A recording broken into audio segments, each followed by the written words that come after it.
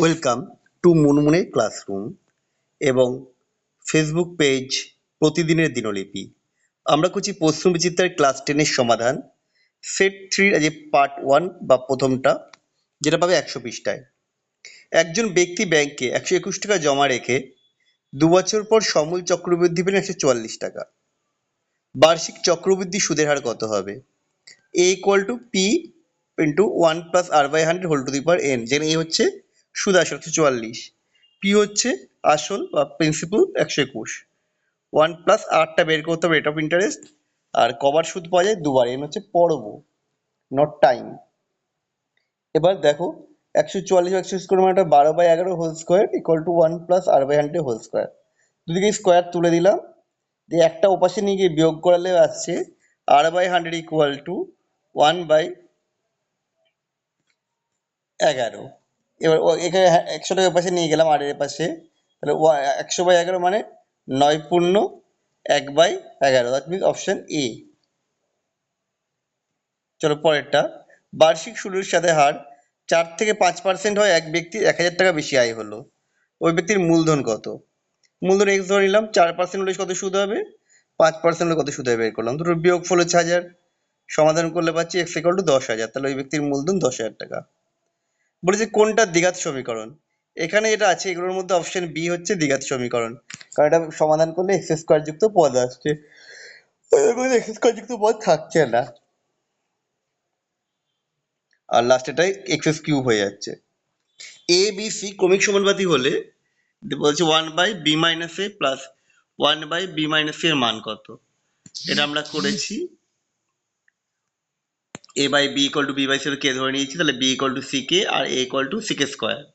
মানগুলো পুট করে দিয়েছি, দিয়ে কমন নেওয়া হয়েছে, কমন নিলে এটা আসছে 1/c-কে, 1/c-কে মানে 1/b, that means option B. একটি বৃত্তের ব্যাসার্ধ 13 সেমি, বৃত্তটি একটি জ্যা 10 সেমি হলে বৃত্তর কেন্দ্রে জ্যার দূরত্ব কত হবে? দেখো আমি ধরে নিয়েছি বৃত্ত কেন্দ্রে জ্যাটা হচ্ছে ওপি দূরত্ব, লম্ব দূরত্ব হচ্ছে ওপি। এবি যদি 10 হয় তাহলে এপি কত হবে? 10/2 5।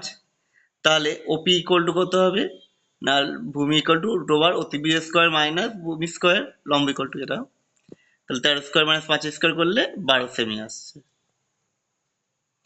এ ও বি বৃত্তের ব্যাস, সি বৃত্তের অবস্থিত বিন্দু, তাহলে অ্যাঙ্গেল বি ও সি ইকুয়াল টু 60 হলে এ ও সি এর মান কত?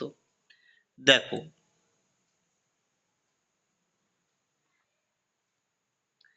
দেখো যে মানটা দিয়েছে এখানে, এই দুটো বাহু, এই বাহুটা আর এই বাহুটা মানে হচ্ছে ওবি আর ওসি সমান, তাহলে এটা 60 ওটাও 60।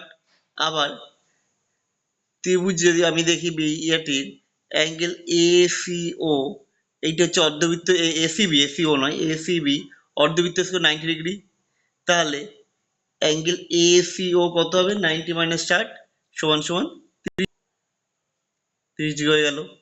পরটা, কোনো বার্ষিক মূলধন বার্ষিক 10% সরল সুদের হারে কত বছর 3 গুণ হবে? মূলধন এক্স বললাম, সুদ আসল 3 গুণ মানে 3x হলে কত হবে সুদ? 3x মাইনাস এক্স 2x, তাহলে সুদের হার 10%, সময় T, I equal to P R T by 100 করলে টি এর মান বেরোচ্ছে 20, অর্থাৎ 20 বছরে 3 গুণ হবে। যদি x ইস টু ওয়াই 3:5 হয় তাহলে এটার মান কত বের করতে হবে? 4x plus 3y is to 5x minus Y এর মান কত? তাহলে x equal to 3a, y equal to 5a, তাহলে মানগুলো পুট করে দিচ্ছি, করে সমাধান করে এটা আসছে 27:10। 5 সেমি দৈর্ঘ্যের ব্যাসার্ধ বিশিষ্ট দুটি অসমকেন্দ্রিক বৃত্ত পরস্পরকে ছেদ করেছে, যাদের সাধারণ জ্যায়ের দৈর্ঘ্য বলেছে 5 সেমি, তাহলে বৃত্ত দুটির কেন্দ্রের মধ্যে দূরত্ব কত?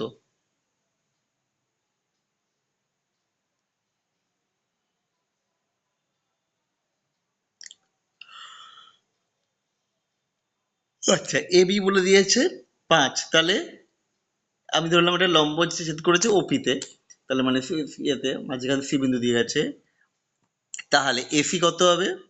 এসি হচ্ছে 5/2 আর এও হচ্ছে 5, তাহলে সমাধান করে ওসি বের করতে হবে, বের করবো √, এ স্কোয়ার মানে ওসি স্কোয়ার, এটা করলে আসছে 5√3/2, আর ওসির ডবল হচ্ছে ওপি, তাহলে 2 দিয়ে গুণ করে দিলাম, তাহলে আসছে 5√3 সেমি। প্রদত্ত চিত্রে একটা ছবি দিয়ে দিয়েছে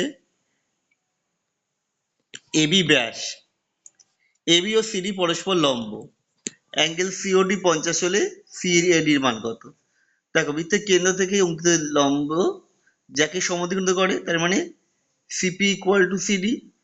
তাহলে ত্রিভুজ এ পি সি আর এ পিডি এর মধ্যে এপি সাধারণ, AC CP equal to CD, আর হচ্ছে angle A P C equal to angle A PD কোনো একটি লম্ব টানা হয়েছিল। তাহলে এরা হচ্ছে সদৃশ কোণী। এখান থেকে আমরা পেলাম এসি ইকুয়াল টু এডি। তাহলে এখান থেকে পেয়েছি দুটো কোণই 50 ডিগ্রি। তাহলে সিএডি কত হবে? 180 মাইনাস 50 যোগ 5 মানে 100, 180 থেকে 100 বাদ দিলে চলে আসছে 80 ডিগ্রি। একটি ঘনকের প্রতিটি ধারের দৈর্ঘ্য 20% বৃদ্ধি করলে আয়তন 17 বৃদ্ধি পাবে। প্রত্যেক ধারের এক্স, আয়তন হচ্ছে এক্স কিউব। এবার প্রত্যেক ধারের দৈর্ঘ্য 20% বৃদ্ধি করলে দৈর্ঘ্য কত হবে? না এক্স ইন্টু 1 প্লাস 20/100 মানে 12x/10। আয়তন কত হবে? 12x/10 হোল কিউব মানে 1728/1000 এক্স কিউব ঘন একক। আয়তন বৃদ্ধি করে বিয়োগ করে 728/1000, 700 এক্স কিউব বাই 1000 ঘন একক। তাহলে আয়তন বৃদ্ধির হার, তাহলে আয়তন বৃদ্ধি বাই প্রথমে প্রাথমিক আয়তন গুণ 100, এটা করলে আসছে 72.8%। কোনো মূলধন বার্ষিক সরল সুদের হারে 7 বছরের সুদে আসলে 7100 টাকা, 4 বছরের সুদে আসলে 6200 টাকা হলে মূলধন নির্ণয় করো। তাহলে আসল প্লাস 7 বছরের সুদ হচ্ছে 7100, আসল প্লাস 4 বছরের সুদ হচ্ছে 6200, বিয়োগ করে পেলাম 3 বছরের সুদ 900 টাকা। তাহলে 1 বছরের সুদ কত আর 4 বছরের সুদ কত পেলে? 1200 টাকা ওই কি নিয়ম করলে। তাহলে মূলধন কত হবে? 1200 বাই 6200 মাইনাস 1200 সমান সমান 5000 টাকা। আমাদের এখানে সুদের হার বের করতে পারিনি, নাহলে সুদের হারও অনেক সময় দেয়। যাই হোক, ভিডিওটা তোমাদের কেমন লাগলো কমেন্ট করে জানিও। আবার দেখা হবে নেক্সট ভিডিওতে।